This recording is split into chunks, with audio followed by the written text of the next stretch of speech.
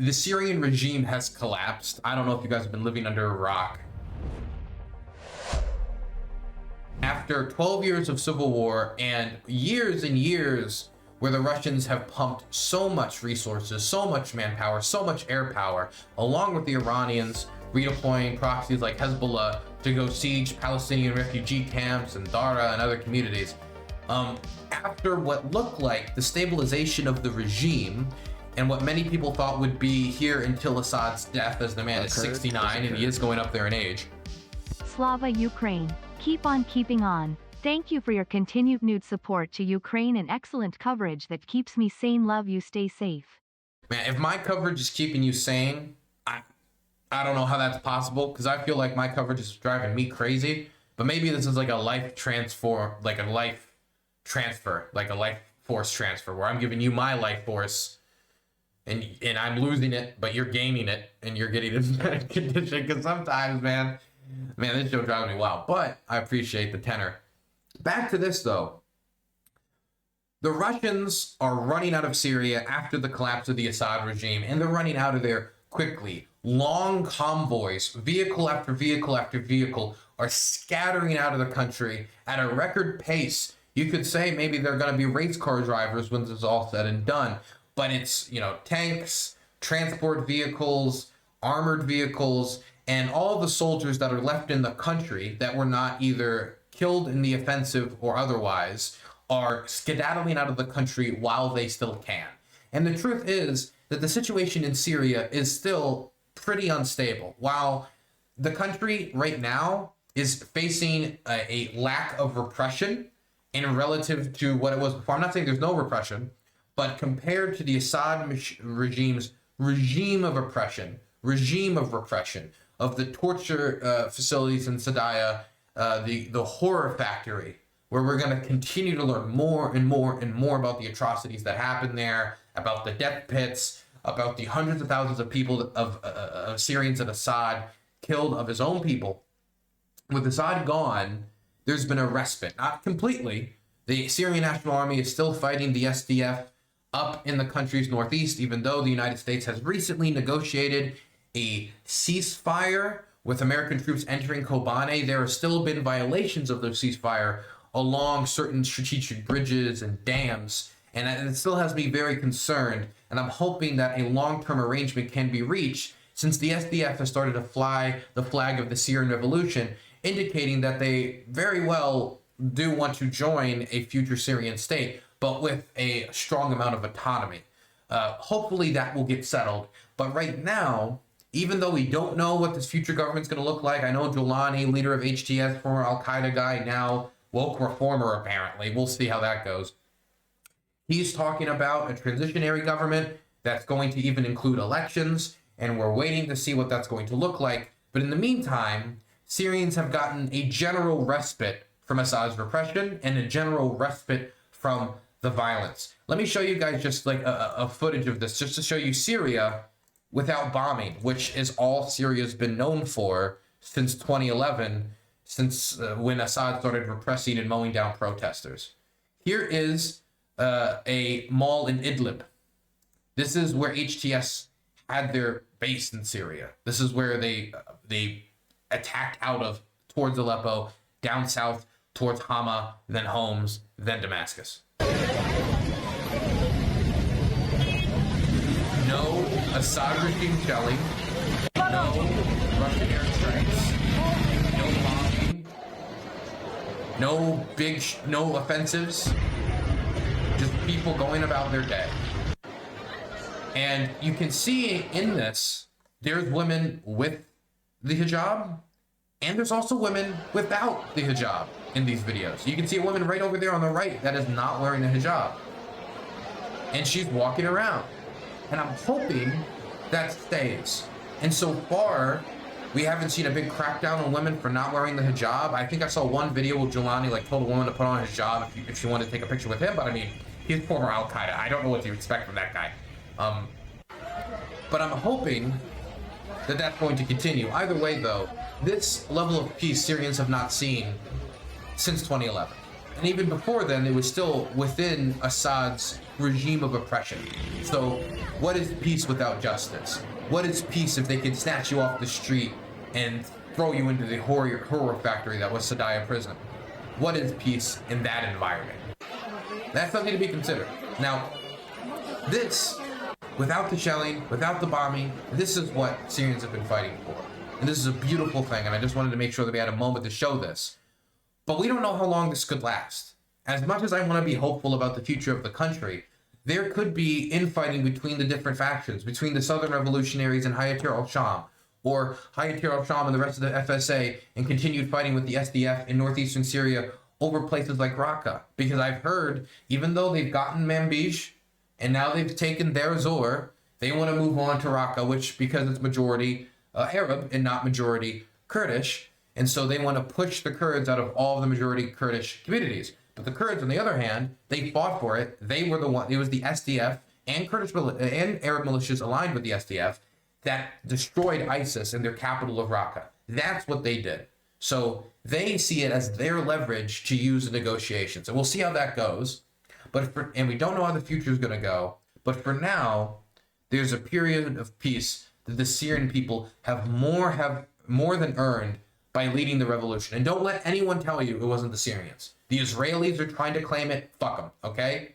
Even if the Ukrainians try to claim it to some capacity, they're wrong. It is true that the Russians were diverted away, and it is true that Hezbollah was banged up by the Israelis. But at the end of the day, Assad regime fell because of Syrians, first and foremost. Now, with that understanding, the Russians are running out of the country.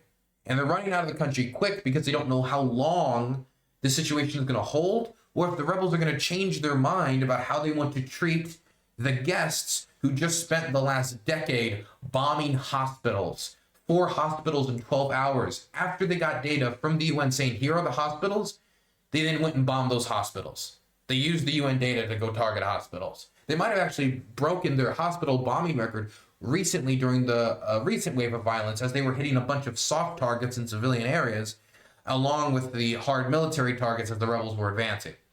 But after like a decade of that bombing, or near a decade of that bombing, how do the Russians expect to be treated? Well, from the speed of their withdrawal from the country, since for the time being, Hayatir al-Sham and other organizations are just allowing them to leave, they're taking advantage and they're skedaddling. Here is a short report from Channel 4 News. The Russian column has just set off again. They were stuck for nearly 2 hours at the side of the road with a flat tire. They don't look like a defeated army. They're retreating in good order. They must have come to some kind of agreement with the new authorities in Damascus. But we've seen more than 150 vehicles. That shows just how huge the Russian contingent here was.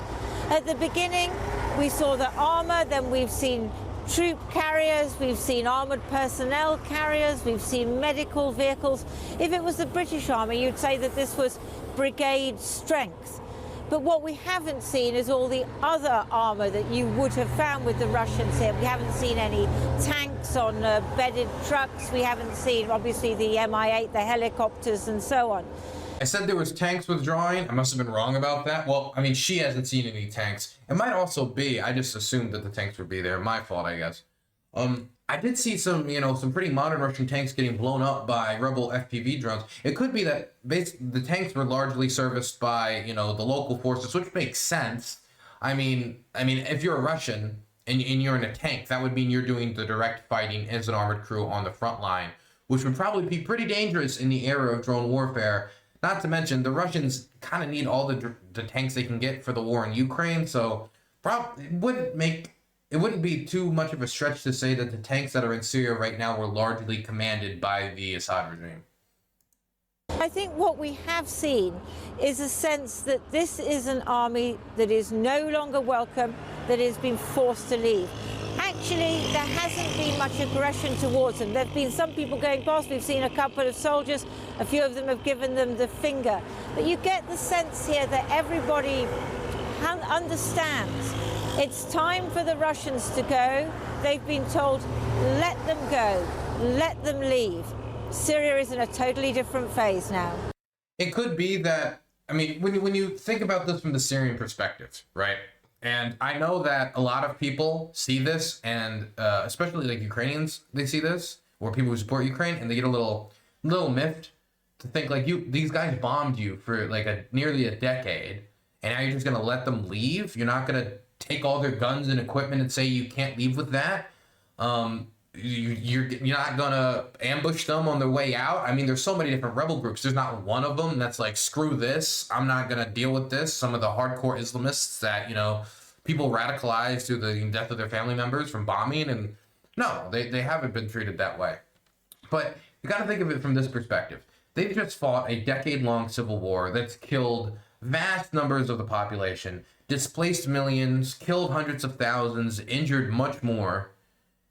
Do they really want to now fight with the Russians on their way out and then have the Russians come and bomb the country here, bomb the country there, when they're already dealing with a massive Israeli air campaign trying to destroy any capacity for the next Syrian government to have substantive military power that could be leveraged against Israel in any capacity? They're destroying a bunch of tanks, they're destroying a bunch of armored vehicles, they're destroying tons of missile and ammunition storage, they're destroying their air bases, and they're destroying their chemical weapons storage, which again reminds me, and I want to remind you guys, that the Israelis knew where these weapons were and simply chose not to blow them up in a deal with the Assad regime for the last decade, as Assad murdered his own people. Just, you know, the Israelis will say, you know, it's the Middle East will be what the Middle East will be, but the Israelis could have done it with basically no opposition.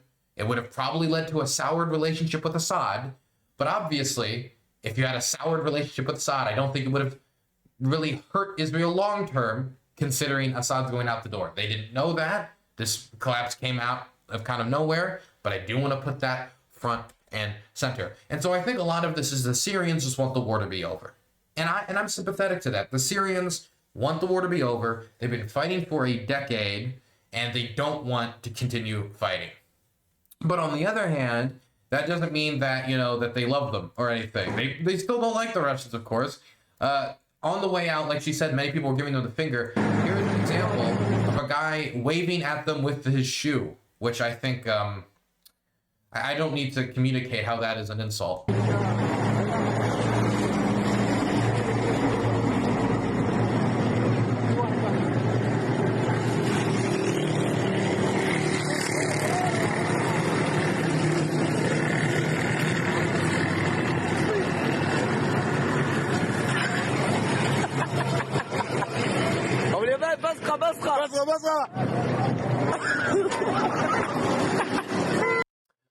Point is, the Russians are skedaddling out of the country.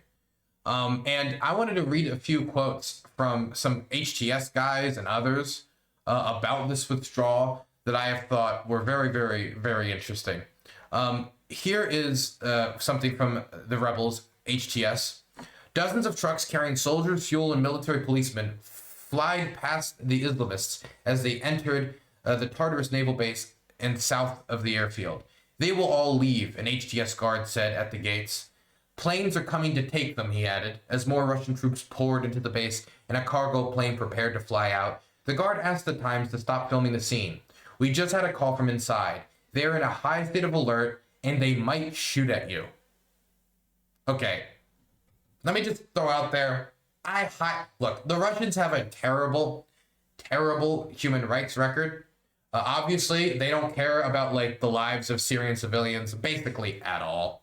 That's my opinion, considering how they treated the hospitals, how they treated the Syrian public.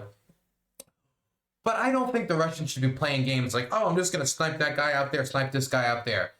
The Syrians are, let's just say, bullish right now after the collapse of the regime. And there's a lot more Syrians in Syria than the 5,000 to 7,000 Russians in Syria that are trying to withdraw from the country. I would say for the Russians, for their own good, they should not be shooting at anyone and should be getting out of there and going home unless they want to, well, I'm not saying that if they would have sniped those journalists that would have ended that way. It's just this is not a time to be playing games. But as classy as ever, shooting journalists till the end, the Russian reputation upholds. At the entrance to the naval base in Tartus, where Putin's forces had commanded several piers, a pair of Russian officers yelled at journalists to stay away. As Syrian sailors said they had killed a man who came too close on Sunday, hours after the fall of the Assad regime. But that was hours. Now it's been days. People have collected themselves. Disgusting if that happened. But also, again, now there's some time that's passed.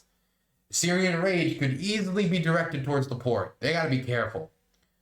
I don't know why they're so scared, one of the HTS guards at the naval base said. We're treating them better than our own people. We don't even search them. Anyway, inshallah, give it a couple of days. So this is the problem, though. We really don't know if the Assad regime collapse is going to mean an end to the Russian presence in Syria. Because as of right now, I think the Russians would prefer to keep their base in Syria, and there are reports that they are negotiating with the government to keep their base in Syria. Now, mind you, if it is true that the Syrians are going to transition to elections, etc., any transitionary government making a deal with the Russians at this stage for the staying of the naval base in the country could be temporary. Because if there is an election and the Syrians elect a new government, that new government could say, screw what the transitionary government said, you bombed our country, we don't trust you, get out of here. And if the Ukrainians really did support them, as they have, as many reports indicate that intelligence operators were working in Syria to support the revolutionaries and toppling the regime, then that could probably work in a way to maybe push them one way or the other. Then again, what can Ukraine offer them moving forward? We'll talk about that in a second. Also, I wanted to take a quick look at this picture. You see how the truck with the Russian flag sticking out of it says T-34? It's the same T-34 in Syria. Let me read a little bit more of this. There's more of this that's interesting. And this speaks about it directly. The Russians, however, intend to remain there longer, having signed a multi-decade agreement with Assad for the use of the military base. Two Western officials and an Arab familiar with the discussion said that Moscow hoped to retain a strategic foothold under the new rulers.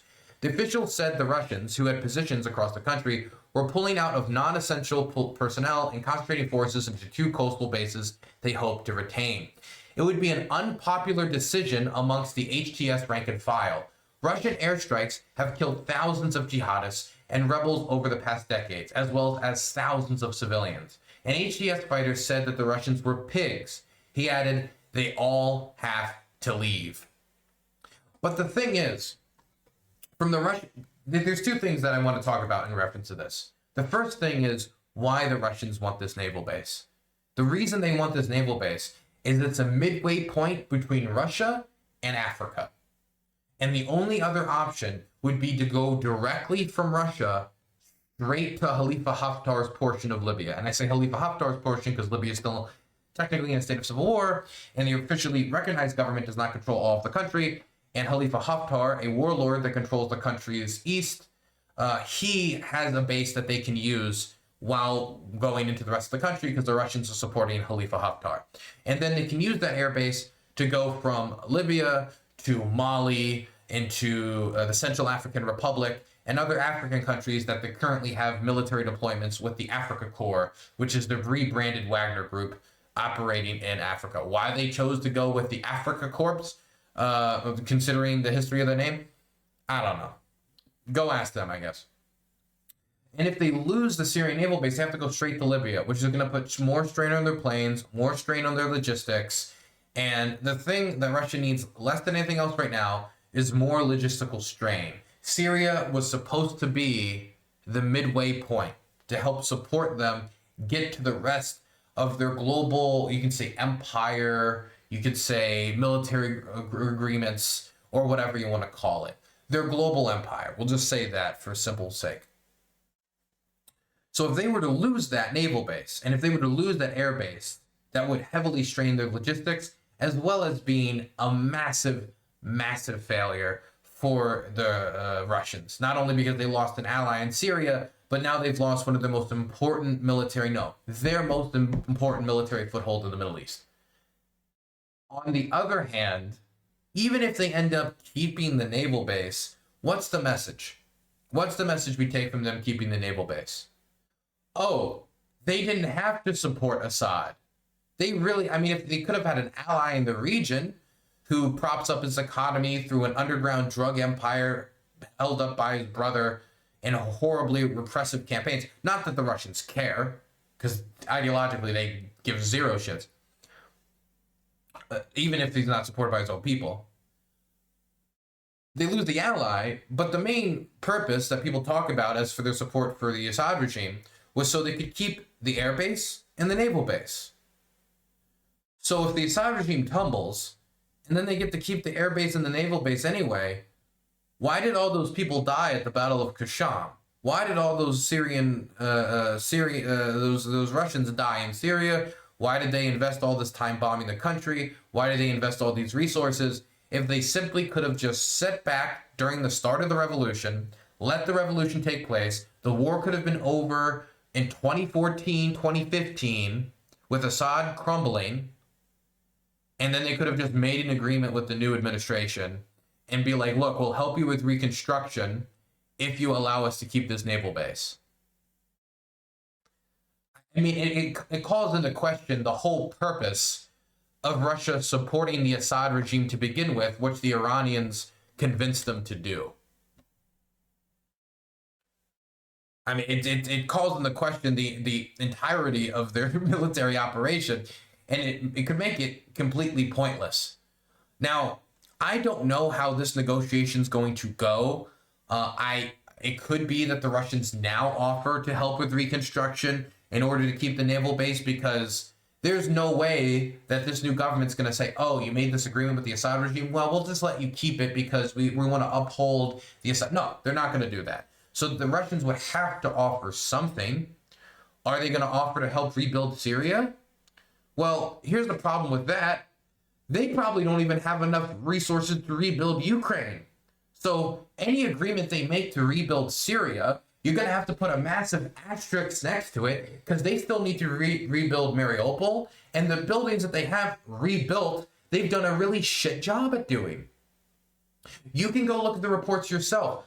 Shoddy craftsmanship, holes still left in buildings, just terrible piping, floors just unrepaired, roofs unrepaired, terrible electrical wiring that doesn't work, short circuits, causes a fire, which causes more damage. And the reason why is that these reconstruction deals, as is the case in Russia, most of the time, were given to people who don't have very good construction experience, but know how to start a new company, get awarded a big government contract, get a lot of money, skim it off the top, and then use whatever left over to actually do the repairs. This is why a lot of construction workers would start a project, then stop and go home, because they wouldn't be paid. Because they would stop getting paid. And why would they keep working if they're not getting paid to rebuild Mariupol? Out of patriotism? Fuck that. They're here for the rubles, even if they're devalued. Even if they're worth less than a penny now. So if the Russians are going to be busy rebuilding, if they occupy 20% of Ukraine, and hell, they're still trying to rebuild it right now. If they're going to be busy rebuilding 20% of a country after the largest war in Europe since World War II, where entire cities like Popasna, they've just straight up admitted they're not going to rebuild. They're not going to rebuild because it's so destroyed, it's so eviscerated that it's not even worth rebuilding. Literally wiping communities off the face of the planet. The ones that they do rebuild, though, it's going to be expensive. And now they're going to rebuild Syria as well? A country that's seen 12 years of war, a decade of war. It's just kind of hard to believe. I'm not saying it's impossible. I'm just saying that the Russians only have so many financial resources. They're burning through the gold reserves. They're burning through the foreign exchange currency reserves. They're burning through what they have. And once the war in Ukraine's over, they're still going to also have to rebuild their armed forces, rebuild whatever, if they do scrape anything away from the war, rebuild whatever they've been able to scrape away from the war, and now rebuild Syria as well. So maybe it would be a different deal. Maybe it would be a deal for something like grain, which I know that the Russians have had a deal with the Syrian regime to provide them with grain to help supplement their economy because, well, the Assad regime is not very well known for its good economics. But the problem is they've already suspended that. Russia suspends grain shipments to Syria, citing quote-unquote government uncertainty and payment issues. So you could look at it like two ways. You could look at it as, oh, it looks like the negotiations are not going well. The Russians might actually lose their naval base in Syria. But on the other hand, you could look at it like, oh, the Russians are suspending these grain shipments in order to get leverage, because they know that the new Syrian government is probably not going to be able to pay for it well. And so now they have this leverage that they could use and say, we'll give you grain, food, so you don't starve after we bombed your country, in order for us to keep our naval base.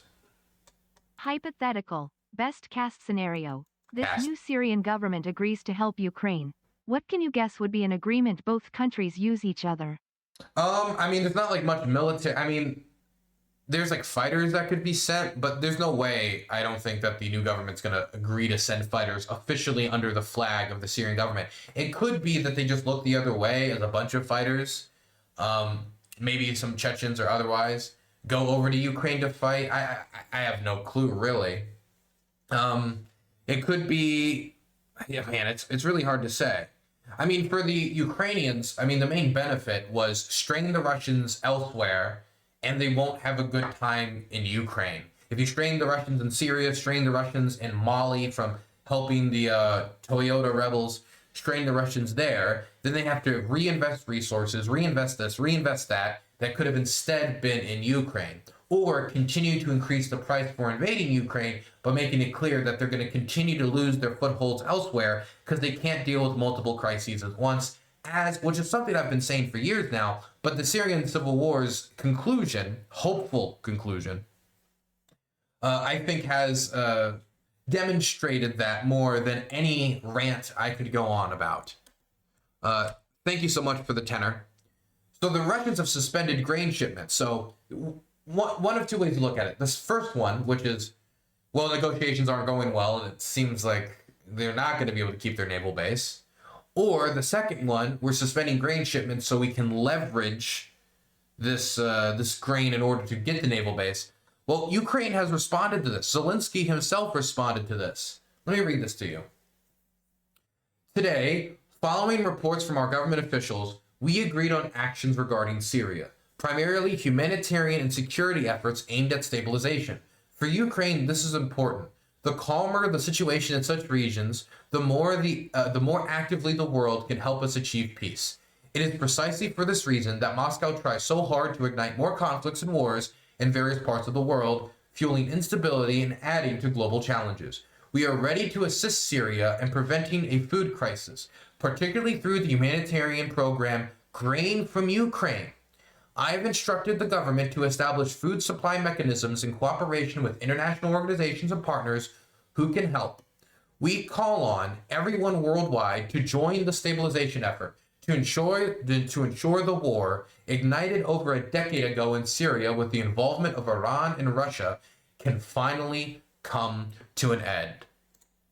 Syria wants to remove that leverage. I mean, Syria wants to remove that leverage. Well, probably Syria does too, but Zelensky wants to remove that leverage.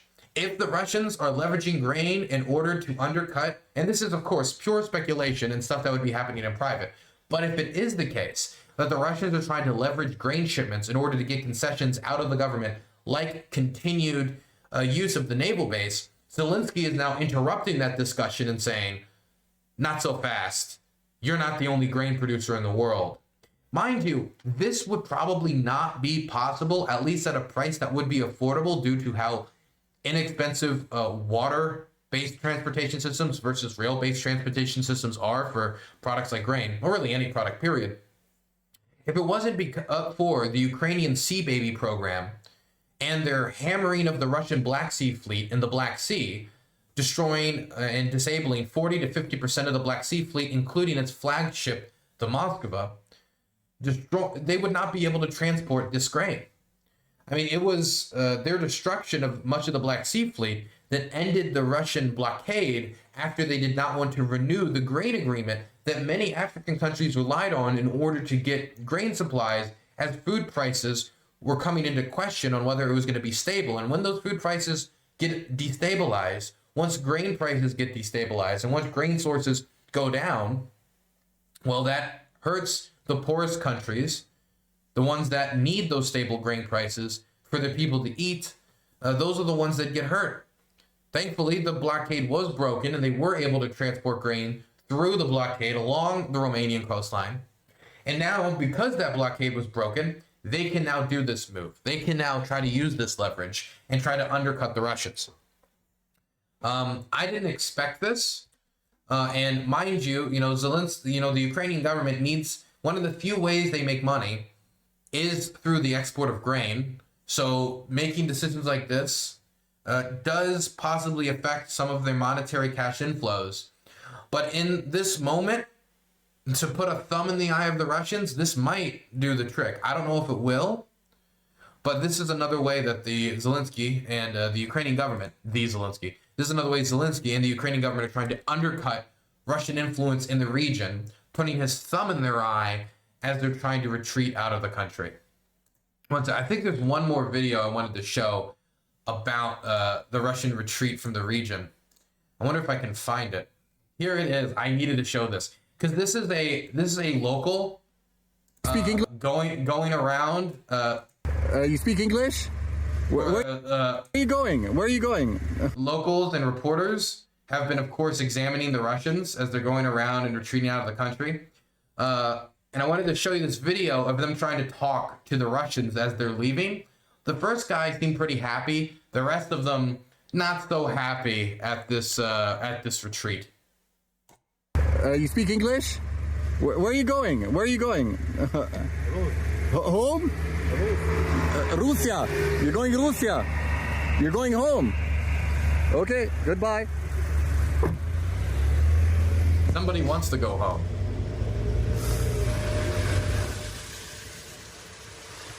He's just driving up next to the convoy, just talking to the Russians. So I think the reason he can do this is because on the way home, they got a flat tire. So they had to stop for 2 hours. Oh, hello. سلام. ممكن ارجع. Hello, how are you? بتحكوا عربي؟ ما في عربي؟ انجليزي؟ روسي؟ يلا يعطيكم العافية. No, they don't want to talk.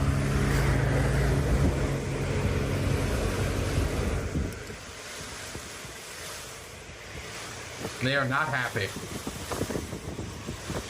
What a time to get a flat tire. Yeah, no, very unfortunate for them. Where you go? Very funny for us.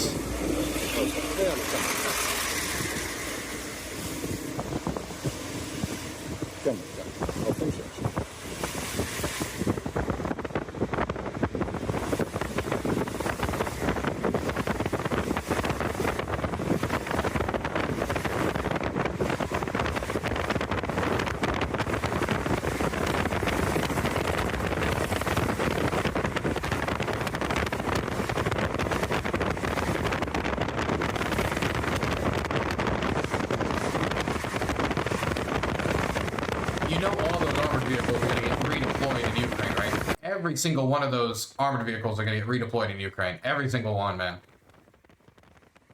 That's like the only downside from this, actually. And the reason why is they just need the armored vehicles desperately.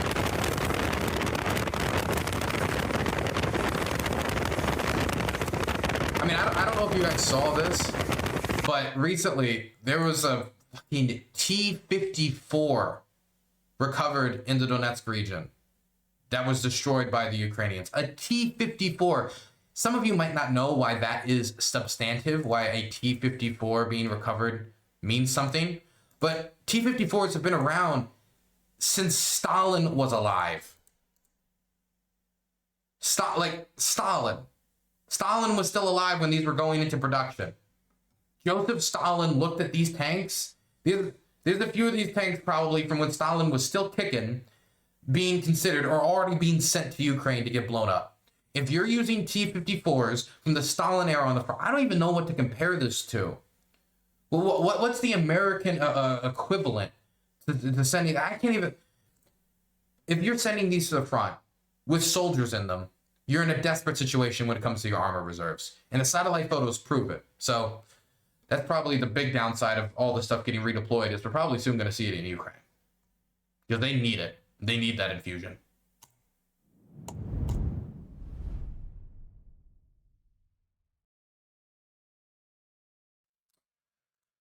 Do.